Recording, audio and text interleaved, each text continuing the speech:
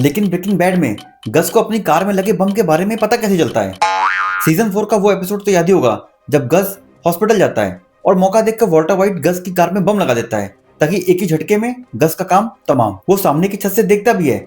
गस car की तरफ आता है, रुकता है, चारों तरफ देखता है और बस वहां से चला जाता है। यूं ही न किसी बॉडीगार्ड ने गस को कुछ बताया, न किसी का कॉल गस के पास आया। फिर गस को कैसे पता चला कि यहाँ कुछ गड़बड़ है? अब उसके पास कोई स्पाइडी सेंस तो है नहीं कि उसको भनक लग जाए।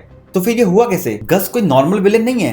He is cold, very calculative and अ काम बिजनेसमैन। हमेशा 10 कदम आगे की सोच, सबकी नजरों के सामने होते हुए भी अपनी असली पर्सनैलिटी को छुपाए रखने का हुनर। वो बहुत कम बोलता है, केवल जरूरी हो तभी।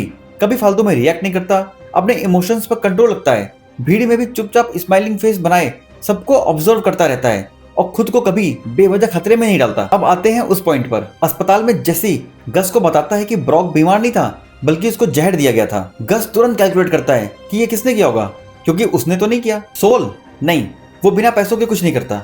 माइक नहीं, वो सिर्फ ऑर्डर्स फॉलो करता है।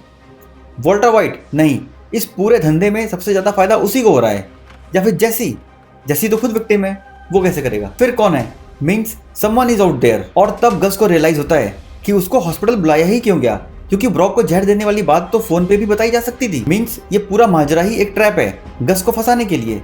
हालांकि उसके पास बॉडीगार्ड हैं, पर उसकी कार बिना किसी सिक्योरिटी के पार्किंग में खड़ी है। तो अगर कोई उसकी फील्डिंग सेट करना चाह रहा है तो कार वो जरिया हो सकती है। बस फिर क्या, एक सेकंड में ही सारी पिक्चर क्लियर हो जाती है कि ये सब कुछ एक सेटअप है उसको वहां फंसाने के लिए। और गस चुपचाप वहां से निकल जाता है। That's why Gus is a real genius.